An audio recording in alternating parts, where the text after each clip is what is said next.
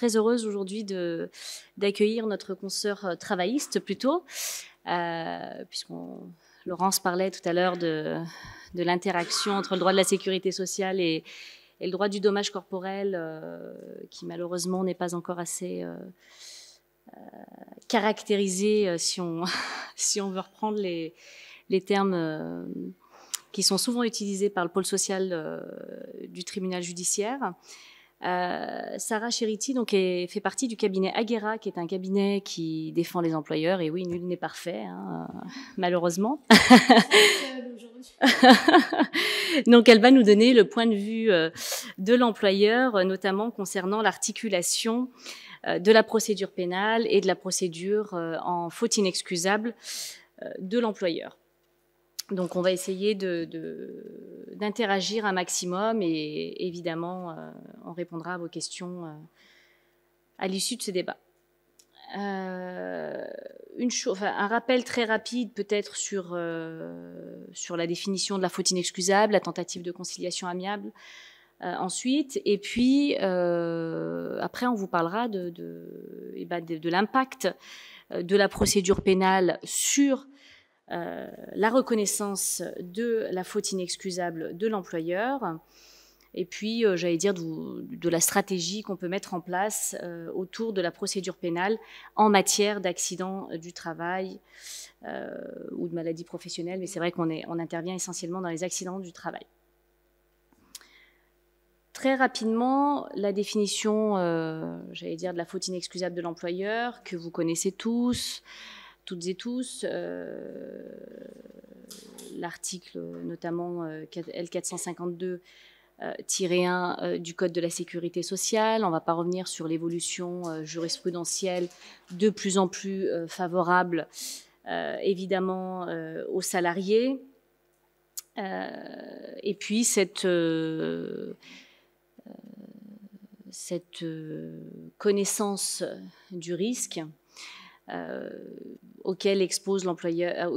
l'employeur expose son salarié. Donc l'obligation de sécurité de résultat, on va passer très vite pour ne pas perdre de temps, j'allais dire. Simplement quelques références des arrêts de cassation importants en la matière. Un arrêt de la Cour d'appel de Pau que vous irez voir également, qui est très intéressant, et un jugement très, très intéressant du pôle social du tribunal judiciaire de Lyon, qui est tout récent, sur cette définition de l'obligation de sécurité de résultat. La tentative de conciliation amiable, je la rappelle très rapidement parce que je vois de temps en temps des confrères non spécialisés faire la requête pôle social directement sans passer par la lettre recommandée avec accusé de réception adressée à la CPAM pour la tentative de conciliation. Évidemment, un rappel certainement inutile aujourd'hui, mais quand même, on n'oublie pas évidemment cette procédure très particulière qui est la tentative de conciliation amiable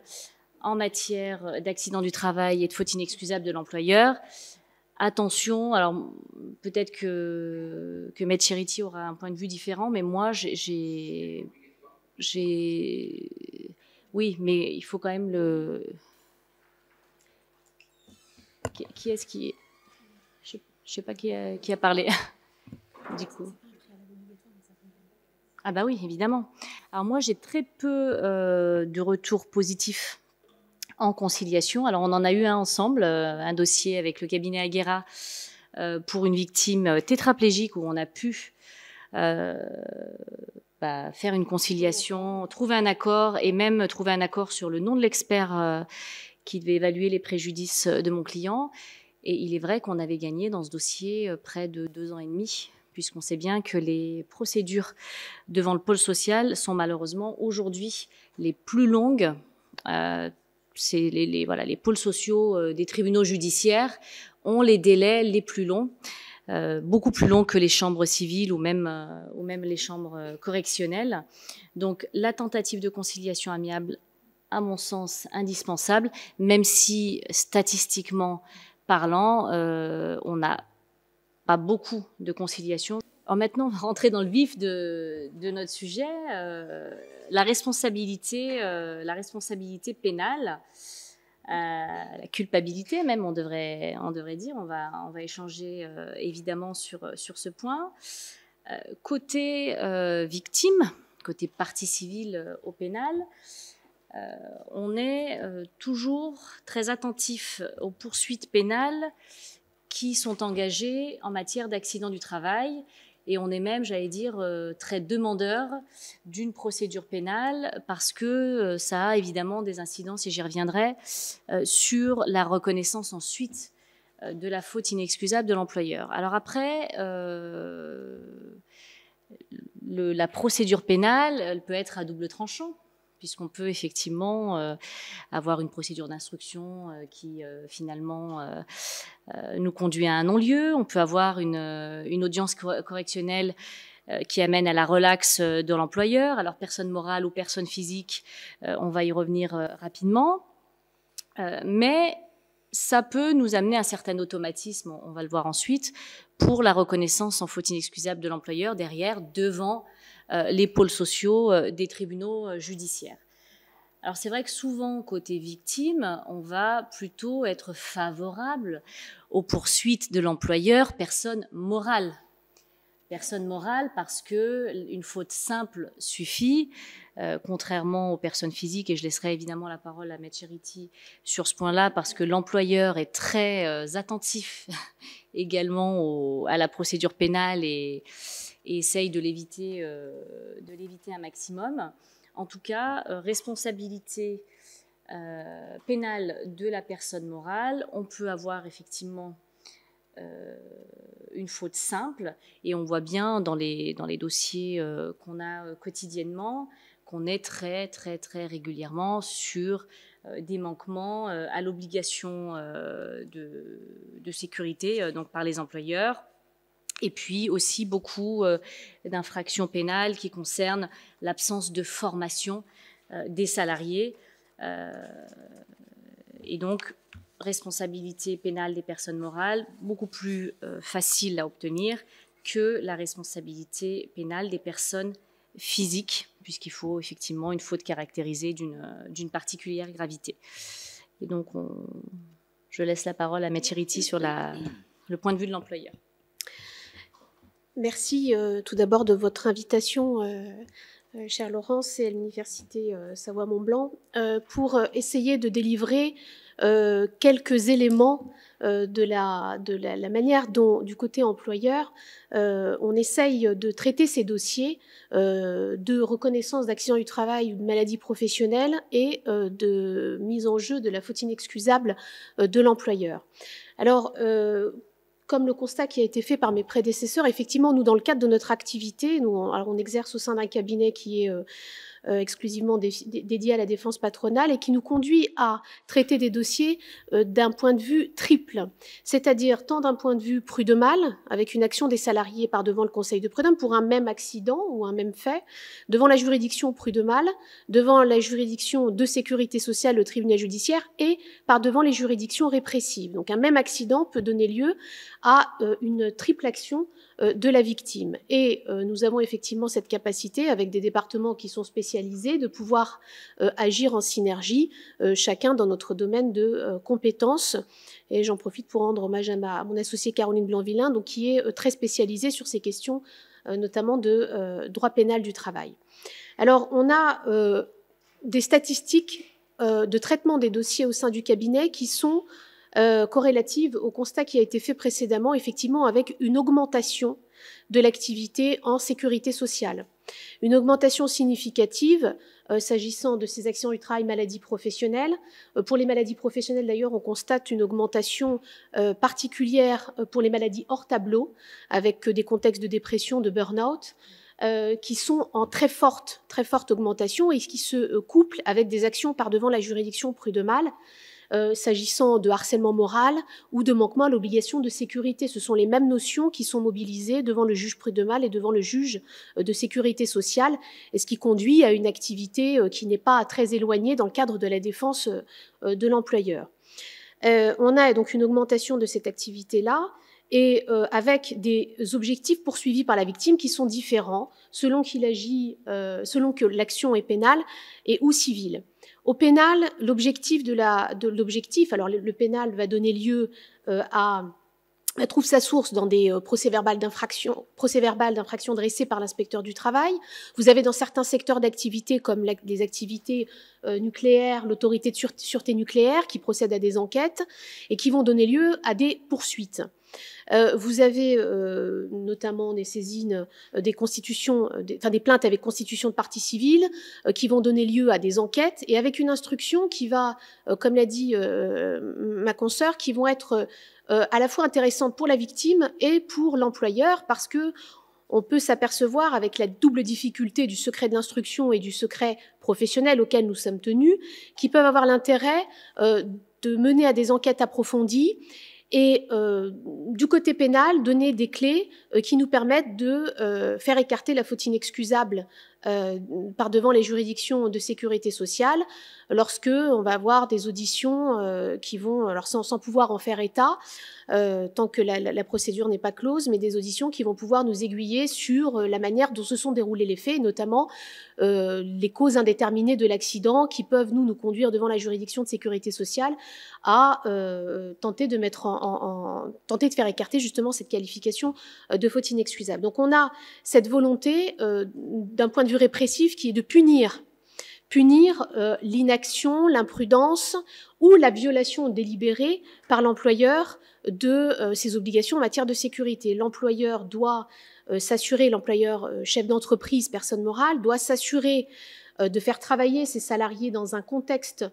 qui permette de préserver la santé et la sécurité de chacun. Donc on a des infractions qui vont être réprimées et qui vont avoir une échelle de sanction allant de l'amende à la peine d'emprisonnement en fonction de la nature du préjudice subi, notamment par la victime et de la durée de l'incapacité de travail. Donc le degré de responsabilité de l'employeur va varier selon qu'on va être sur une simple imprudence ou sur une violation délibérée des règles de sécurité auxquelles l'employeur doit s'assurer. Alors, je vous disais, donc vous avez une augmentation significative de ce contentieux, avec notamment un nombre d'accidents mortels. Alors, je ne sais pas quelle part ça occupe dans les statistiques, mais un nombre d'accidents mortels du travail qui est là aussi qu'on voit qui a une fréquence de plus en plus importante. On le voit notamment s'agissant des risques d'électrocution, malheureusement, avec des accidents mortels parfois très très malheureux et des actions qui sont diligentées par les ayants droit, par devant les juridictions de sécurité sociale. Ça, c'est quelque chose qui mérite d'être noté. J'ai là en cours 3 dossiers qui concernent des électrocutions. Donc on a vraiment à distinguer des électrisations qui n'entraînent pas de danger mortel, donc avec des tensions très importantes. Dans ce type de dossier, la défense de l'employeur, j'essaye de tout balayer de manière assez synthétique, la défense de l'employeur va consister notamment, c'est l'un des dossiers, cette défense a été mobilisée pour l'un des dossiers en question, à évoquer la faute de la victime. La faute de la victime qui... Alors, vous avez une évolution dans l'analyse des décisions qui sont rendues par les juges du fond permettrait d'avoir peut-être une appréciation plus précise avec des positions qui peuvent fluctuer. On a cette faute de la victime qui est une notion qui est mobilisée du côté de la défense de l'employeur, sachant que certains magistrats vont avoir tendance à se rapprocher, s'agissant de la faute de la victime, de la notion de faute d'une exceptionnelle gravité qui a conduit aux dommages subis par la victime et aux préjudices qui s'en sont suivis. Et j'ai l'exemple d'un dossier en tête, donc une électrocution mortelle, 350 volts, qui a conduit au décès immédiat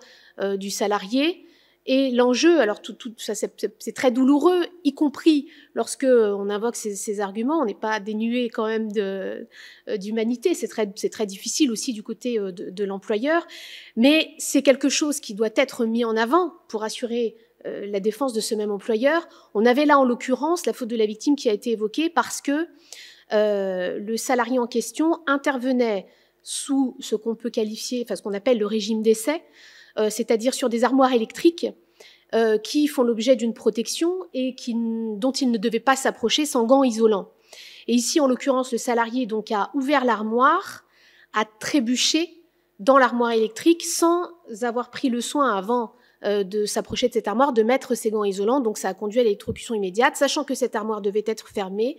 parce que travail sous tension, avec la possibilité de l'extérieur de placer l'armoire sous position arrêt. Donc vous avez ce type de configuration et ce type de défense qui, effectivement, puisque c'était l'objet aussi de mon intervention, de décrire comment appréhender ces dossiers d'accidents du travail parfois mortels, du côté des employeurs. Il va y avoir, dans le cadre des poursuites pénales qui sont menées, donc le fait de définir donc cette responsabilité pénale, qui est l'employeur en question, Linda Letta vous l'a dit, on peut avoir le chef d'entreprise en tant que personne physique et la personne morale, entreprise, qui peut être effectivement également poursuivie. Et la question va se poser de savoir, c'est un axe de défense également du côté de l'employeur, la question des délégations de pouvoir. C'est-à-dire que le chef d'entreprise qui dispose de l'autorité, qui est débiteur de cette obligation de sécurité, et du fait de s'assurer du travail de ses salariés dans des conditions de sécurité qui soient optimales, lorsqu'il y a une délégation de pouvoir, vous avez également le transfert de responsabilité pénale du chef d'entreprise à un salarié subordonné, bien souvent cadre, bien souvent directeur des ressources humaines, avec la précaution qui consistera à s'assurer de ce que cette délégation de pouvoir, il n'y a pas aucun formalisme, qui n'est pas nécessairement écrite, mais ça vaut effectivement mieux, de s'assurer de ce qu'elle ne soit pas une coquille vide et qu'elle ne conduise pas purement et simplement à faire écarter la responsabilité de l'employeur sur le dos d'un subordonné par le biais de cette délégation de pouvoir. Donc il faut un délégataire qui soit muni de la compétence, qui soit muni de la formation, qui soit muni des moyens d'action et de l'autorité nécessaire, notamment pour quelque chose de très simple, parce que ça j'ai pu le voir dans un dossier, il faut que le délégataire puisse signer et commander des équipements de protection individuelle. C'est quelque chose, par exemple, qu'on a pu voir, une délégation de pouvoir de quelqu'un qui n'avait pas l'autorité pour signer tout simplement des bons de commande pour des équipements de protection individuelle. Donc là, il faut s'assurer que cette délégation de pouvoir donne de manière effective des prérogatives aux délégataires pour pouvoir agir en conséquence dans le cadre de la protection des victimes. On a d'autres éléments du côté de l'employeur sur lesquels on est très soucieux. Ça va être tous les moyens d'action préventifs, bien évidemment, puisque l'obligation de prévention et de sécurité, elle est libellée comme ça. C'est une obligation du Code du travail qui est une obligation générale de prévention et de sécurité qui doit conduire l'employeur à être très attentif à des documents comme le document unique d'évaluation des risques, qui est, j'allais dire, le b.a.-ba, la base, normalement, même si, effectivement, de manière surprenante, on peut voir parfois soit des défenses de victimes qui ne sont pas forcément très attachées à aller chercher ce qui se passe du côté du document unique d'évaluation des risques, mais ce document unique qui doit être effectivement un document qui permette de recenser, lister, hiérarchiser les risques et de démontrer au juge que l'employeur a eu le souci, la conscience de risque et qu'il a pris, qu'il a hiérarchisé et qu'il a pris les mesures nécessaires pour que cette hiérarchisation soit effective dans le concret et permette d'éviter que les salariés soient confrontés à des risques avérés. Vous avez une formation à la sécurité également qui doit être déployée au sein de l'entreprise de manière effective avec la charge de la preuve. Alors, il y a cette question de la charge de la preuve qui est très intéressante également. C'est-à-dire que du côté, il y a une incongruité entre ce qui est exigé par devant les juridictions prud'homales et par devant les juridictions de sécurité sociale, par devant la juridiction prud'homale, et c'est là où il peut y avoir peut-être, mais c'est à vous qu'il appartient du côté des victimes de le déterminer. Il vaut mieux aller dans un premier temps devant la juridiction prud'homale avec les questions de prescription effectivement qui se posent de l'action par devant la juridiction de sécurité sociale, parce que par devant la juridiction prud'homale, la charge de la preuve pèse sur l'employeur du respect de son obligation de sécurité. Alors que par devant la juridiction de sécurité sociale, cette charge de la preuve, de la caractérisation de la faute inexcusable, incombe à la victime. C'est à la victime de démontrer que l'employeur avait ou aurait dû avoir conscience d'un danger et qu'il a pris ou aurait dû prendre les mesures pour l'en préserver. Donc j'allais dire, du côté de la victime, il vaut peut-être mieux, pas prêcher pour ma paroisse de le dire de cette manière-là, mais peut-être mieux agir devant la juridiction prud'homale pour contraindre l'employeur à se justifier et prendre son dossier et aller le présenter au magistrat par devant les juridictions de sécurité sociale, parce qu'effectivement, ces magistrats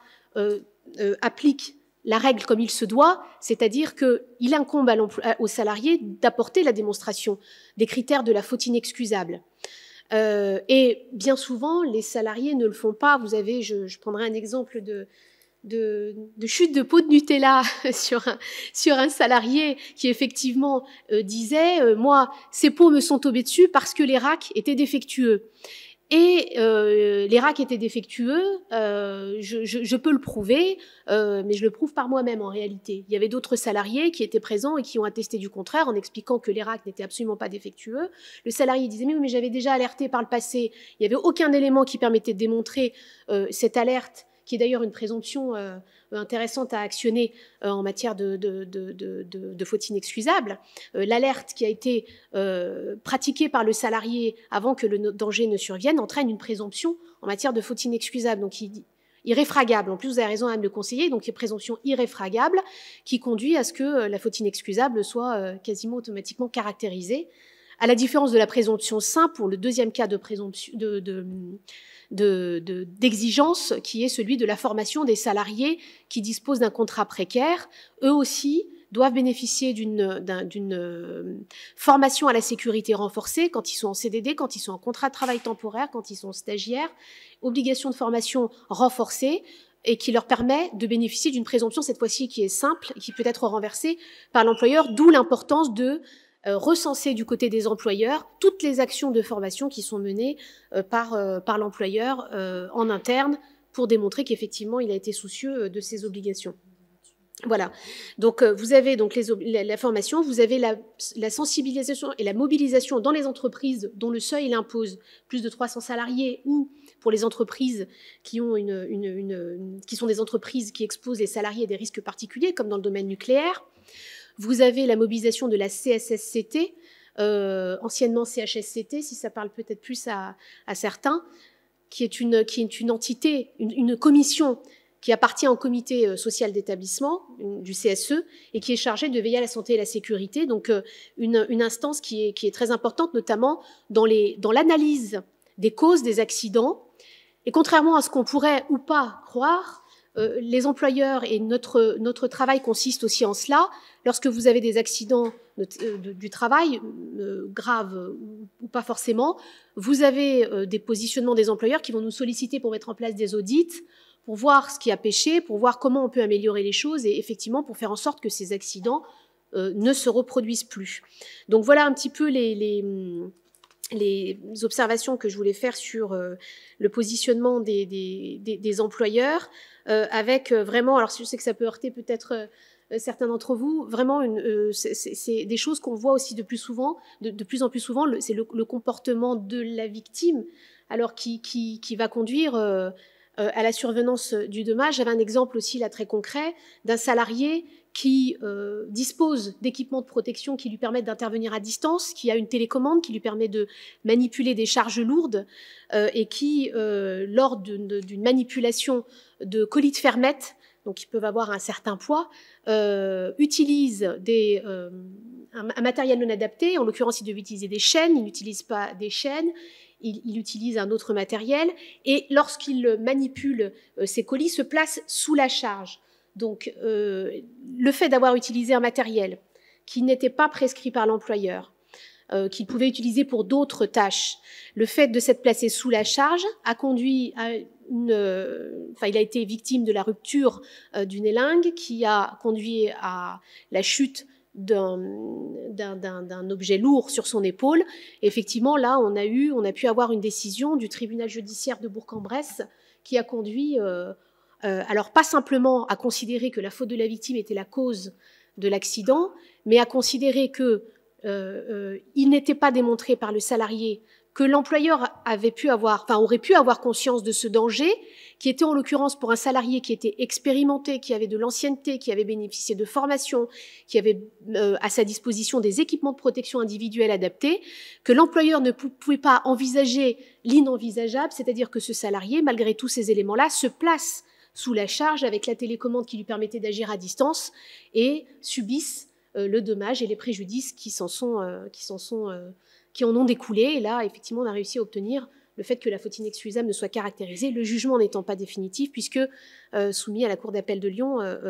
pour éventuelle confirmation et ou infirmation. Donc voilà à peu près les éléments que je voulais présenter. Peut-être une précision donc, sur les impacts de la condamnation et ou de la relaxe,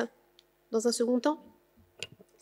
Alors, juste pour rebondir sur ce que vient de dire ma consoeur Sarah Cherity, les documents qui souvent sont utilisés effectivement côté employeur, le document unique d'évaluation des risques, le rapport du CHSCT, CSSCT, et le rapport évidemment de l'inspection du travail, ce sont des documents, des preuves qui sont beaucoup utilisés évidemment également par les conseils des victimes. Notamment le document unique d'évaluation, qui est quand même une source d'information évidemment importante lorsque l'employeur veut démontrer qu'il a mis en place tous les moyens de prévention des risques, mais aussi c'est un moyen de preuve intéressant côté victime pour démontrer justement le contraire, c'est-à-dire que les moyens de prévention n'ont pas été mis suffisamment en avant par l'employeur. Un exemple intéressant d'un arrêt de la Chambre criminelle de la Cour de cassation du 13 septembre 2005, justement sur la base de ce document unique d'évaluation, avec là une condamnation pénale de la personne physique, où on nous explique effectivement que il résulte des constatations que les prévenus qui ont contribué à créer la situation ayant permis la réalisation du dommage et qui n'ont pas pris les mesures permettant de l'éviter, et ça venait effectivement du document unique d'évaluation, ont commis chacun une faute caractérisée, exposant autrui à un risque d'une particulière gravité qu'il ne pouvait ignorer au sens de l'article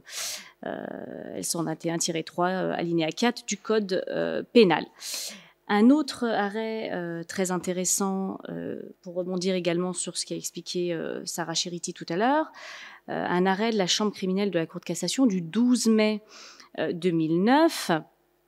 où la Chambre criminelle de la Cour de cassation a pu juger concernant l'absence de formation à l'utilisation de matériaux de travail spécifiques, que là encore, l'employeur, personne physique, avait commis donc des fautes entraînant sa responsabilité pénale, où là on est effectivement sur l'absence de formation à l'utilisation de matériaux de travail spécifiques. Donc les moyens de preuve essentiels finalement sont un peu les mêmes des deux côtés de la barre. Le document unique d'évaluation des risques, le rapport du CHSCT, le rapport de l'inspection du travail et évidemment plus largement l'enquête pénale lorsqu'il y en a une. Mais souvent, quand il y a de toute façon un rapport de l'inspection du travail, c'est qu'il y a eu une enquête pénale avec des auditions, notamment des autres salariés, de toute la hiérarchie, j'allais dire, au sein de l'entreprise, avec des enquêtes pénales parfois très fournies,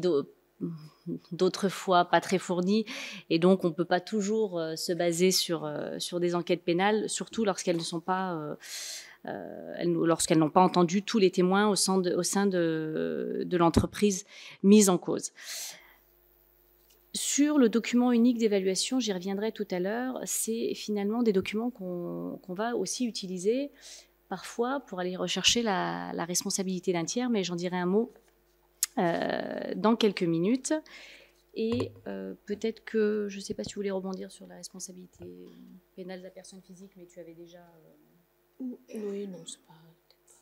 Peut-être plus sur les impacts des condamnations des relax. Très bien, vu le temps qui reste, je pense que c'est... Oui, on est encore dans le thème. Alors justement, l'impact des décisions pénales sur la reconnaissance de la faute inexcusable de l'employeur. Là encore, on a des stratégies différentes des deux côtés de la barre, avec des employeurs qui, beaucoup et de plus en plus, demandent le sursis à statuer devant les juridictions sociales dans l'attente de la procédure pénale. Donc évidemment, Madame le conseiller, vous nous direz ce que vous en pensez. Ça peut être dangereux, effectivement. En tout cas, lorsque l'employeur est condamné pénalement, il existe une reconnaissance de faute inexcusable de l'employeur. Vous verrez qu'il y a un certain nombre d'arrêts de la Cour de cassation et de la Chambre sociale de la Cour de cassation, dont un arrêt particulièrement intéressant du 11 avril 2022, mais qui a été un peu contredit par un arrêt de 2023, dont on dira un mot également.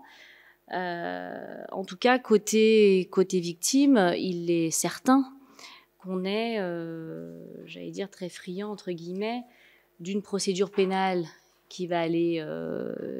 au bout, de manière à sécuriser, entre guillemets, la procédure en faute inexcusable de l'employeur devant le pôle social, puisqu'on aura une reconnaissance qu'on considère comme quasi automatique. Alors, effectivement, donc cette question du sursis à statuer qui peut être formulée devant la juridiction de sécurité sociale lorsqu'une procédure pénale est pendante, c'est quitte ou double. Ça peut être effectivement très dangereux dans la mesure pour l'employeur de solliciter dans l'hypothèse d'une instruction qui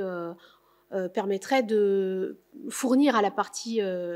victime des éléments qui conduiront mécaniquement la juridiction de sécurité sociale à la reconnaissance d'une faute inexcusable. C'est notamment le cas en matière, si le manquement à l'obligation de sécurité, aux règles d'hygiène et de sécurité, est établi dans le cadre de cette enquête pénale, ce qui conduira à à ce que la conscience du danger soit nécessairement caractérisée, et ce qui conduira effectivement à une potentielle reconnaissance de la faute inexcusable. Donc effectivement, c'est quelque chose qui peut être assez dangereux de mettre en œuvre et à réserver vraiment aux dossiers dont on a de fortes chances de considérer qu'ils ne donneront pas lieu à poursuite ou condamnation d'un point de vue pénal. L'impact de la condamnation sur le volet civil, la condamnation pénale sur le volet civil, elle trouve sa source dans le principe d'autorité de la chose jugée qui est régi par l'article 1355 du Code civil et par la Cour de cassation qui est venue préciser que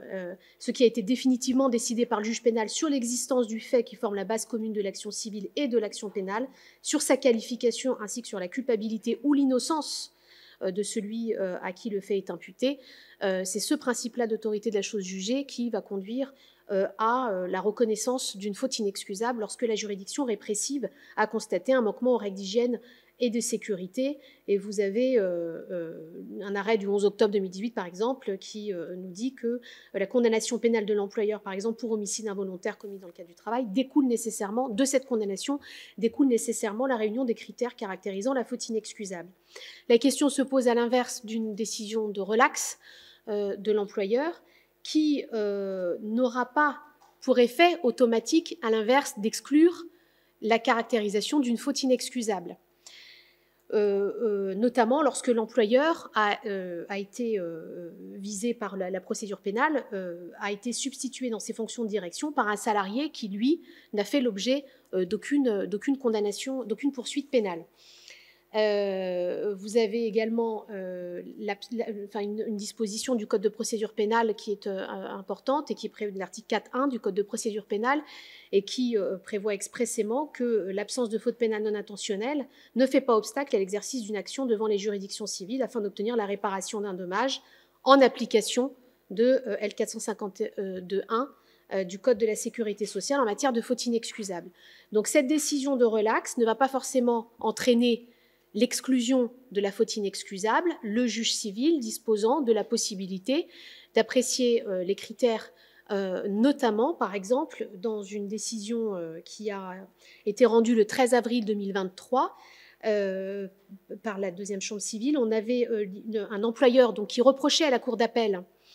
d'avoir estimé que l'employeur avait commis une faute inexcusable, alors même que le juge répressif avait exclu tout lien de causalité entre les manquements reprochés à la société et la chute du salarié qui, en l'occurrence,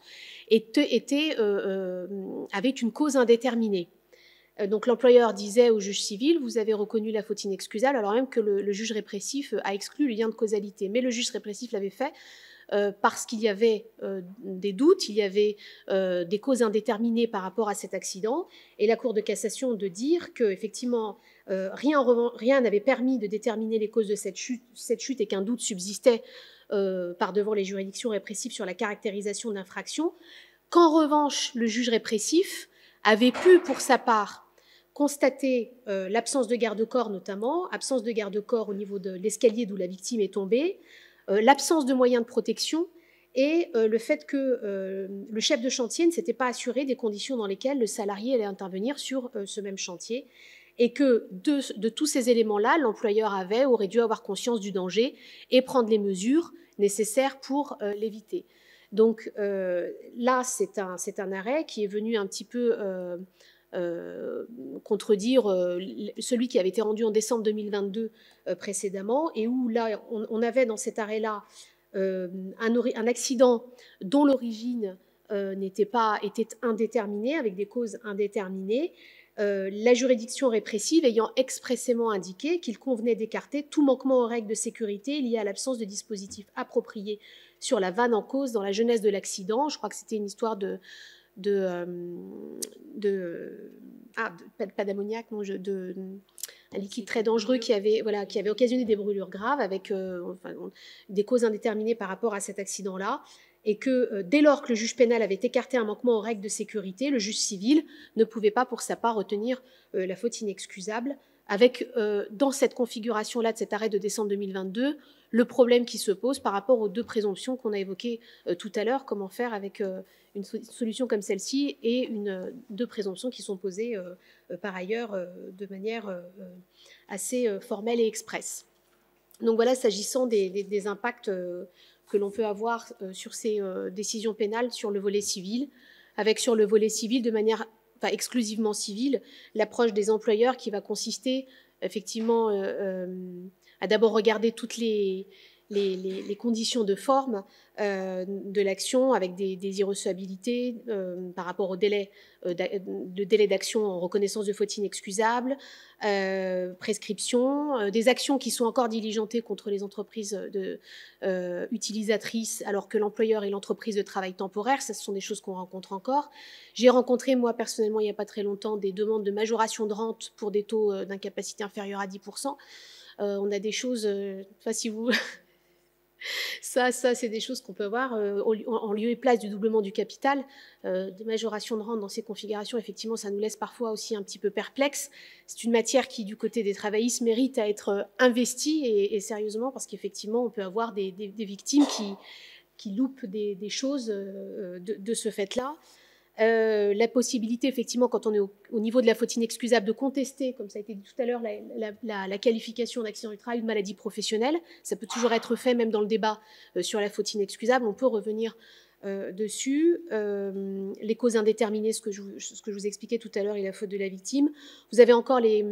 hypothèses de partage de responsabilité entre les entreprises de travail temporaire et les entreprises utilisatrices. Lorsque vous avez des entreprises de travail temporaire, en tant qu'entreprise utilisatrice, on soulève souvent cet argument-là contre l'entreprise de travail temporaire sur les manquements à la formation dont les entreprises de travail temporaire sont débitrices vis-à-vis de leurs salariés, notamment sur l'accueil, l'information, etc.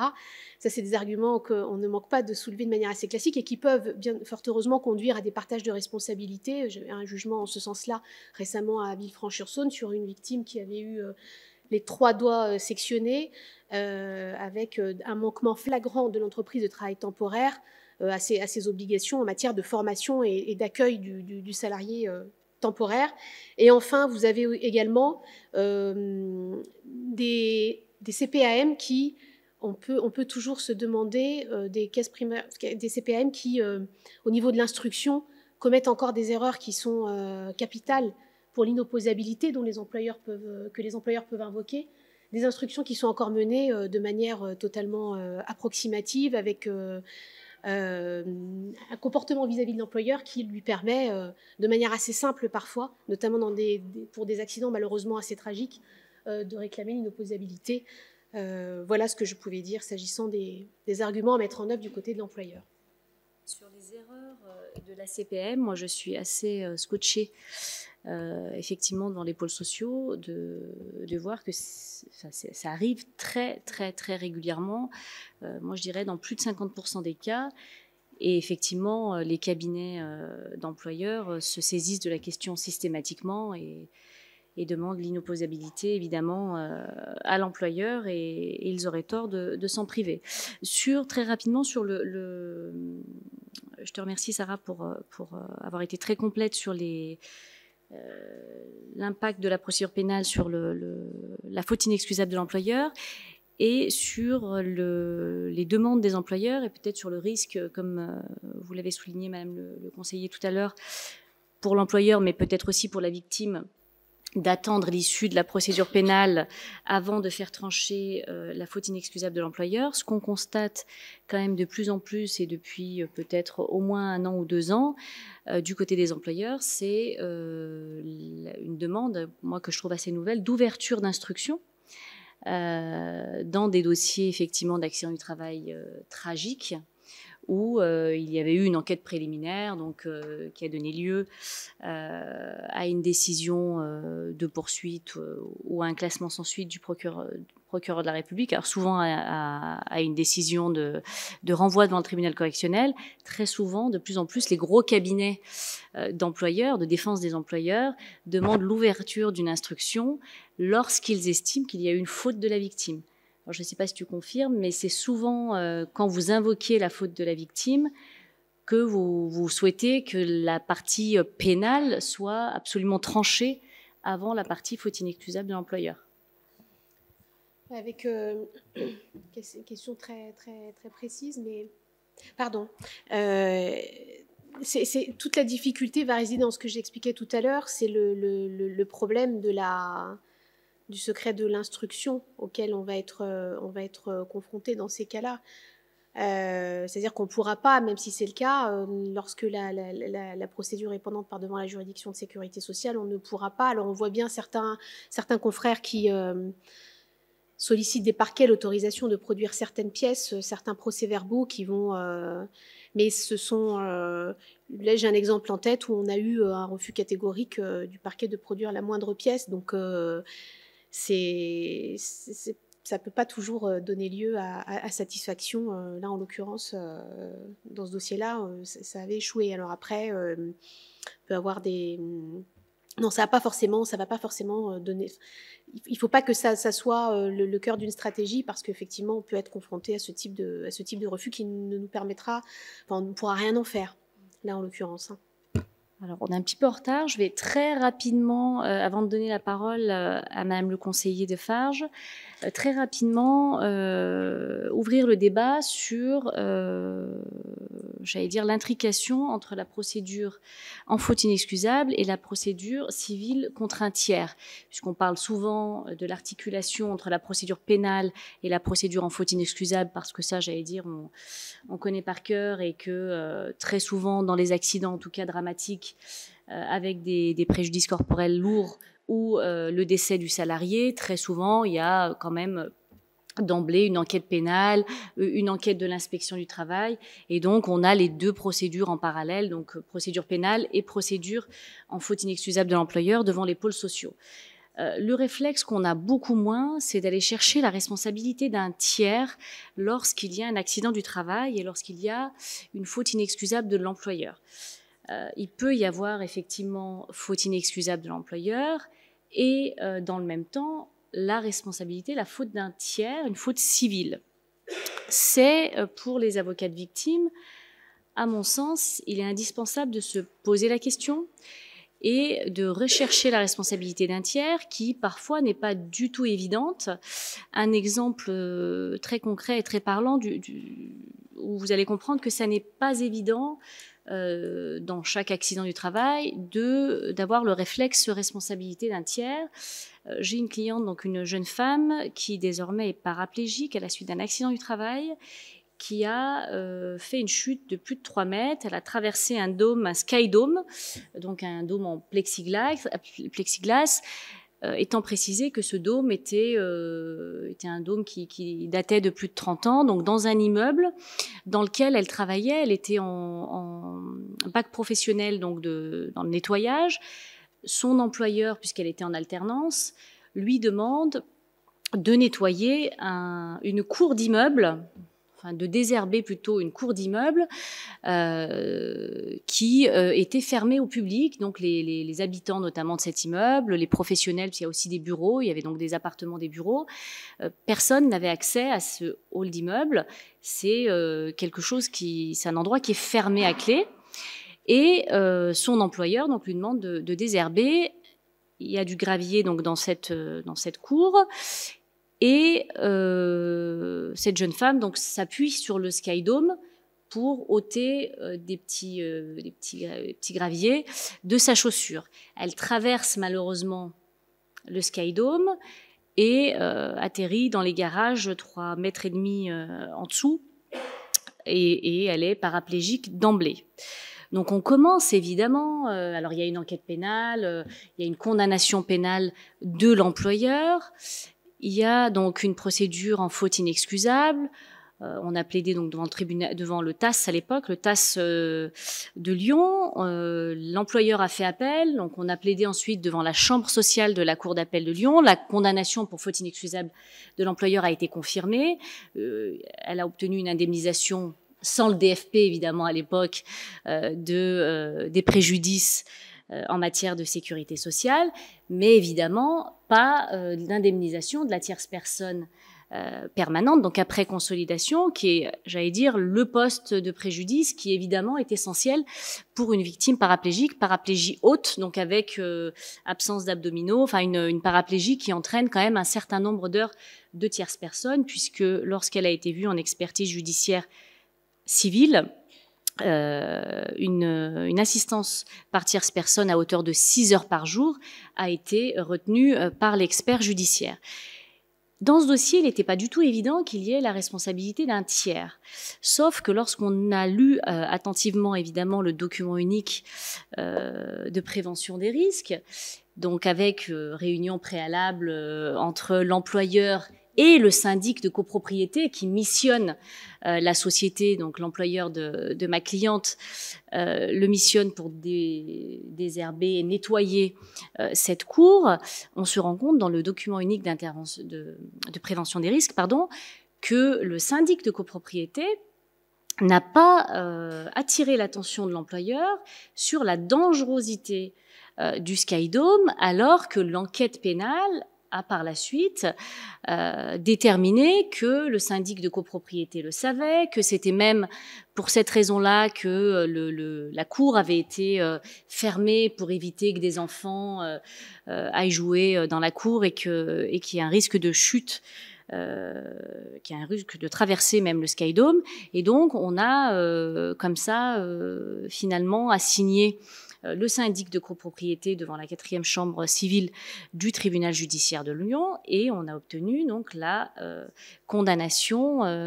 du tiers, donc au contrat de travail, qui est le syndic de copropriété, et ce dossier revient donc pour liquidation des préjudices cette fois. Donc c'est allé ensuite devant la chambre, devant la 7e chambre civile de la cour d'appel de Lyon, qui a confirmé le jugement de la 4e chambre civile. Et donc nous plaidons le 4 ou le 5 septembre bientôt la liquidation des préjudices, mais en tout cas cette jeune femme va finalement être indemnisée de manière complémentaire pour les postes de préjudice, évidemment, qui n'ont pas été indemnisés dans le cadre de la procédure en faute inexcusable de l'employeur par les juridictions civiles Et voilà, j'attire l'attention de mes confrères sur ce réflexe qu'il faut impérativement avoir en matière d'accident du travail. Très souvent, très souvent, on peut aller rechercher la responsabilité des tiers. C'est quelque chose que vous voyez pas trop, même si en général vous êtes dans la procédure quand même. Parce que là, l'employeur est toujours dans la procédure, même si, évidemment, au civil, il sera pas condamné. Très rapidement, justement, sur l'illustration de l'indemnisation par un tiers au contrat de travail, un mot sur un arrêt de la deuxième chambre civile de la Cour de cassation. C'est ce fameux arrêt, donc, dans un de mes dossiers qui permet de revenir sur la date de consolidation, puisque finalement, la date de consolidation sécurité sociale s'impose devant les juridictions de sécurité sociale, mais pas devant les juridictions de droit commun. Donc on peut avoir une date différente de consolidation devant les juridictions. Et surtout, cet arrêt de la deuxième chambre civile, il est venu rappeler une évidence, c'est que, évidemment, conformément à l'article L454-1 du Code de la sécurité sociale, s'il y a responsabilité d'un tiers, on peut bien entendu aller rechercher la responsabilité de ce tiers selon les règles de droit commun. Mais vous voyez, il a quand même fallu aller devant la Cour de cassation pour faire retenir, pour qu'il y ait un rappel assez évident de ces règles-là.